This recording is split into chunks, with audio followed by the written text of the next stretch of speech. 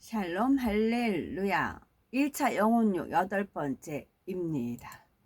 캠트레 1 독극물이라고 되어 있네요. 정말 나쁜 사람들이더라고요. 그걸 뿌리는 걸 가까이서 봤지요. 1차 영혼육 8번째, 첫사람 아담의 영과 우리의 영이 어떻게 다른지 살펴본 후에 영체와 영의 지식에 대해서 살펴보겠습니다.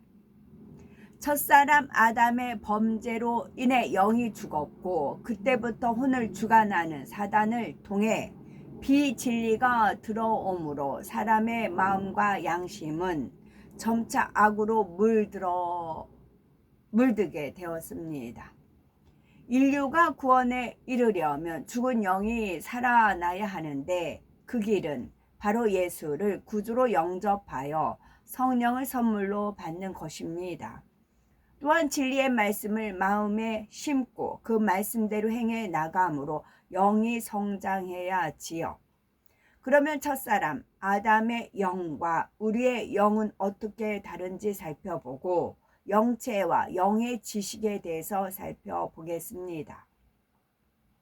하나님께서는 아담을 창조하실 때 그 코에 하나님의 능력이 담긴 생기를 불어 넣으심으로 생명 곧 살아있는 영이 되게 하셨습니다. 이 과정은 오랜 시간이 걸린 것이 아니라 순식간에 된 일이지요.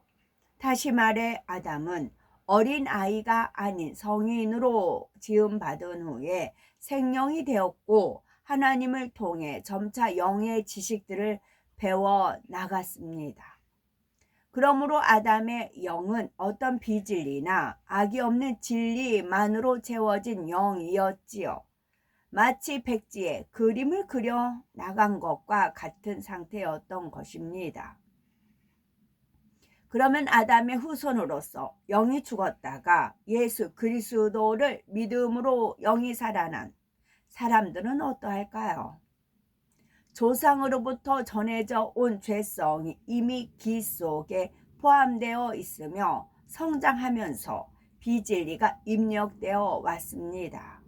따라서 온전한 영의 사람이 되려면 먼저 입력된 비진리를 뽑아내면서 생명과 진리가 마음에 심어지는 과정을 거쳐야 합니다.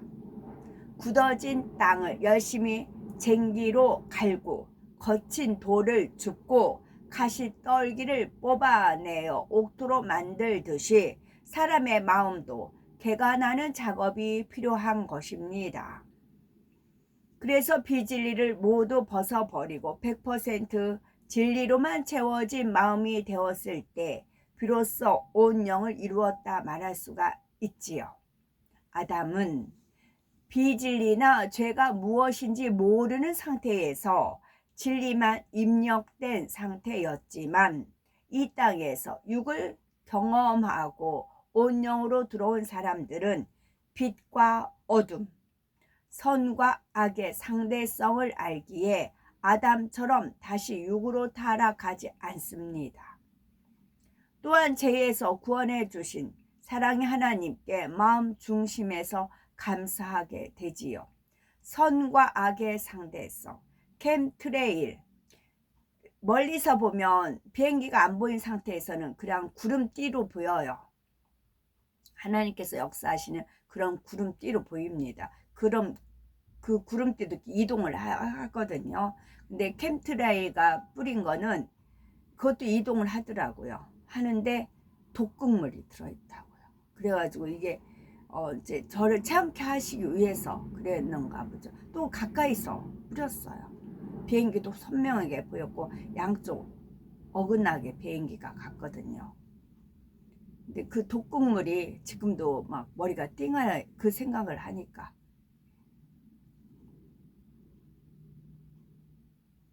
그렇게 선과 악. 그러므로 하나님께서 선은 그 구름띠를 보여주신 건 천국의 소망을 가져라, 머리를 들어 하늘을 바라봐라, 그런 이제 선한 의도인데, 캠트레일 뿌리는 작자들은 독극물을 뿌리는 거지요. 그러므로 하나님께서는 사람을 영혼육으로 창조하시고 선악과를 두어 인간 경작을 시작하신 것입니다.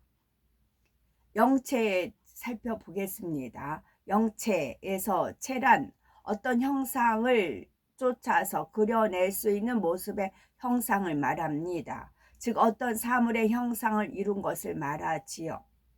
가령 우리는 독수리의 체를 보고 독수리라는 것을 알게 됩니다.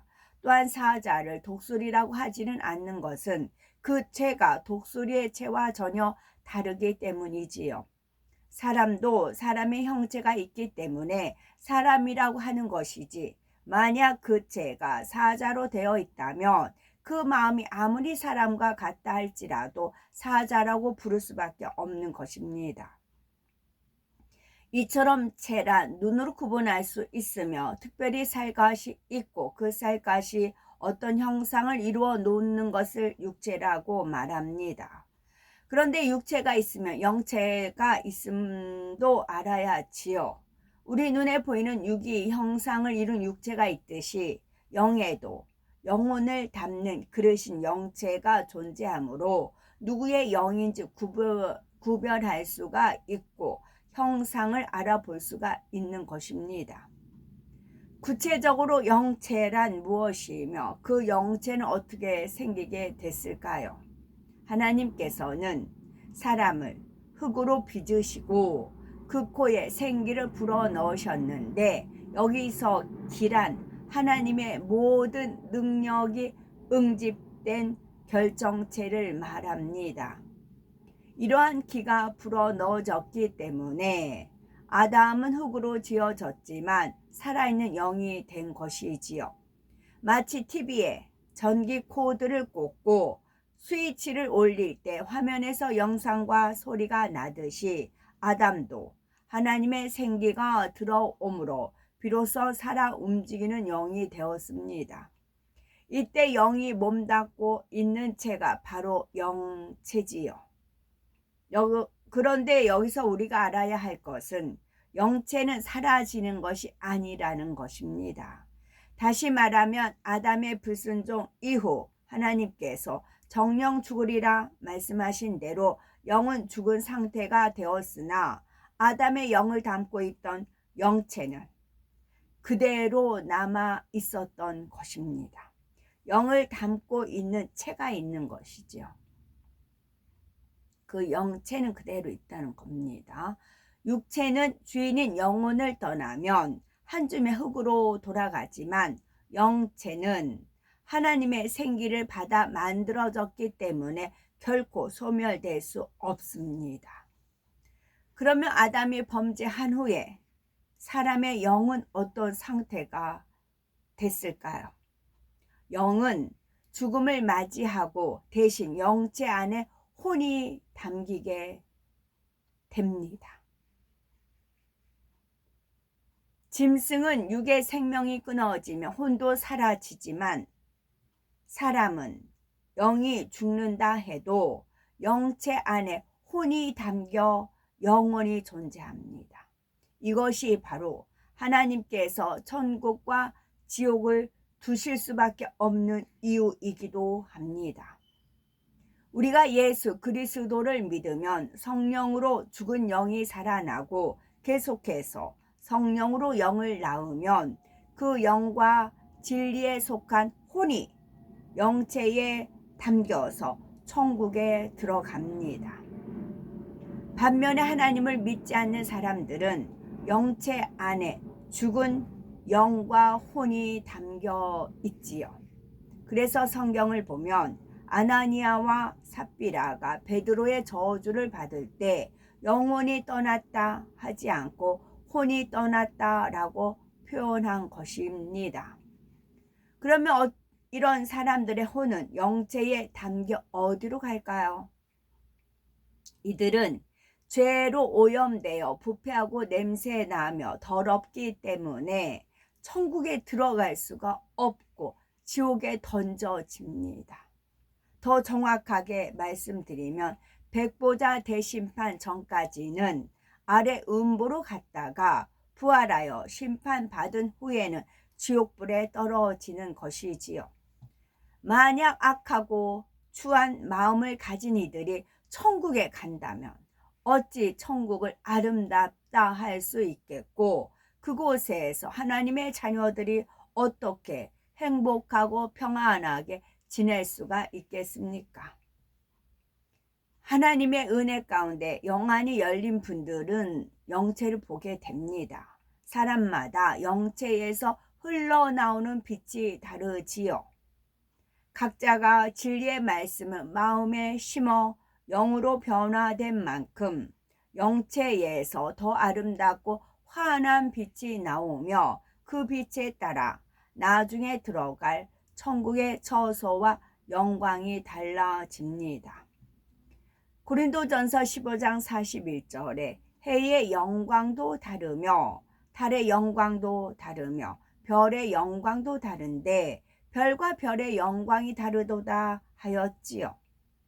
요한계시록 19장 7절에서 8절을 보니 우리가 즐거워하고 크게 기뻐하여 그에게 영광을 돌리세 어린 양의 혼인 기약이 이르렀고 그 아내가 예비하였으니 그에게 허락하사 빛나고 깨끗한 세마포를 입게 하셨은즉 이 세마포는 성도들의 옳은 행실이로다 하더라 했습니다. 이와 같이 우리가 구원받는다고 해서 모두가 같은 영광을 얻는 것이 아님은 성경은 분명히 말씀하고 계시지요. 그러므로 신앙생활을 올바로 하는 것이 참으로 중요합니다. 하나님의 말씀을 안다 해도 그 말씀대로 행하지 않고 전혀 마음에 할례하지 않는 사람은 영체가 검은 빛을 냅니다. 각 사람의 영체에서 흘러나오는 빛만 보아도 그가 믿음을 가지고 하나님의 말씀대로 살아가는지, 교회만 왔다 갔다 하고 말씀대로 살지 못하는지, 혹은 사단에 사로잡혀서 공고해 하는지 알 수가 있는 것이지요. 영체를 알면 부활이나 휴거도 쉽게 이해하고 믿을 수 있습니다. 영체는 무게가 있는 것 같으나 없고 없는 것 같으나 또한 있습니다. 그래서 믿는 이들이 죽으면 영체가 하늘로 올라가는데 이때 영만 올라가는 것이 아니라 혼도 영체와 함께 담겨 올라갑니다. 그리고 주님께서 공중에 강림하실 때에 그들의 몸도 썩지 않을 신령한 몸으로 부활하여 공중에 끌어올려지는데, 이때 주님과 함께 온 영체와 결합되어 영혼육의 완전한 부활체를 이룹니다. 누가복음 24장 39절에 내 손과 발을 보고 나인 줄 알라. 또 나를 만져보라. 영은 살과 뼈가 없으되 너희 보는 바와 같이 나는 있느니라 말씀하신 것처럼, 부활하신 주님께서도 뼈와 살이 있으시되 썩지 아니할 신령한 몸을 입으셨지요. 뿐만 아니라 문으로 통과하지 않으시고 방에 들어오기도 하셨습니다. 이처럼 영체에 신령한 몸이 입혀지면 시공간을 초월해서 움직일 수 있습니다. 어제였네요. 어제 아버지 하나님께서 어떤 은혜를 내려주셨냐면 99년 25년 전에 저한테 있었던 그 하나님 99년 10월 3일날 아버지 영이 갑자기 임재하신 겁니다. 이제 말씀 보고 있었어요. 말씀 보고 있는 중에 하나님 영이 임재를 하셨어요. 임재를 하셔서 이제 그 하나님 제가 왜 태어났으면 그런 걸 쭉쭉 설명해 주셨었어요. 그리고 저한테 많은 걸 입력하셨습니다. 그리고 이제 10월 3일에 임재하시고 나서 10월 31일 날 이제 기도원 끌려가고 그랬을 때 많은 역사가 있었습니다. 아버지 하나님 저한테 심어 놓으신 거 시작도 안 했다 그러십니다. 시작도 안 했다 그러세요. 시작하시면 어떤 놀라운 역사가 일어날까요? 시작도 안 하셨다고 하셨어요. 시작도 안 했다. 아버지 하나님 은혜에 감사합니다라고 이제 감사기도 올렸어요. 그랬더니 난 아직 시작도 안 했느니라 그러시더라고요. 그러니 우리 아버지 하나님 기대하셔도 됩니다. 아직 시작도 안 하셨다고 하셨습니다. 영체가 영과 영을 구분시켜 주는 껍데기라면 영을 이루는 내용물은 바로 영의 지식이라 할 수 있습니다. 이 세상에도 살아가는 데 필요한 지식이 있는 것처럼 영도 영생하기 위해서 영의 지식이 있습니다. 하나님께서 아담을 처음 생명이 되게 하셨을 때에는 갓 태어난 아이처럼 아무런 영의 지식이 없는 비어있는 영의 상태였지요. 만일 사람이 감각만 느낄 수 있을 뿐 사람으로서 갖추어야 할 기본적인 지식도 없고 자기 의사를 표현하고 다른 사람의 말을 받아들이거나 분별할 수도 없다면 어찌 온전한 사람이라고 할 수 있겠습니까? 마찬가지로 산영이 된 아담이라 해도 알맹이에 해당되는 영의 지식이 없고 하나님으로부터 부여받은 영이라는 근본 자체만 있다면 아무 소용이 없는 것입니다. 영도 영의 지식이 겸비될 때 온전한 영의 구실을 할 수 있기 때문이지요. 영의 지식이란 성경 66권 안에 있는 하나님의 영과 결부된 모든 말씀들을 말하며 이 영의 지식들이 바로 생명을 작용시킵니다. 예를 들어서 사랑하라는 하나님의 말씀을 지켜 행할 때 미움이나 시기와 같은 썩어질 육이 벗어지고 우리 마음에 사랑이라는 영 자체가 탄생합니다. 이렇게 계속해서 하나님의 말씀대로 행해 나가면 마음 자체가 진리로 변화되어 온영으로 신속히 일구게 되는 것입니다. 영의 세계는 다함이 없고 끝이 없는 무한한 세계이므로 그 깊이도 측량할 수가 없습니다. 그러므로 갈라디아서 6장 9절에 우리가 선을 행하되 낙심하지 말지니 피곤하지 아니하면 때가 이름에 거두리라 하신 말씀처럼 우리는 조금도 멈추지 않고 영의 세계를 향하여 끊임없이 도전해 나가야지요. 내 자신의 부족함이 발견되면 이를 발견케 해주신 하나님께 감사하며 부족함을 딛고 일어설 수 있어야 합니다. 그래서 하나님께서 주신 영원한 소망을 믿음으로 바라보고 끝까지 달려나가면 반드시 거기에 대한 열매를 거두게 됩니다. 농부가 씨를 뿌리고 열매를 맺기까지는 힘쓰고 애쓰며 인내해야 하는 것처럼 우리가 영적인 세계로 들어가는 것도 마찬가지이지요. 그래서 죄를 피 흘리기까지 싸워버려라는 말씀이 있는 것이고 선줄로 생각하는 자는 넘어질까 조심하라 하신 것입니다. 영의 세계를 체험했다 해서 자족하여 나태해지지도 말 것이며 더욱 넘치는 하나님의 사랑 가운데 무한한 영의 세계를 깊이 뚫어 나가는 복된 우리가 됐으면 좋겠죠. 아멘.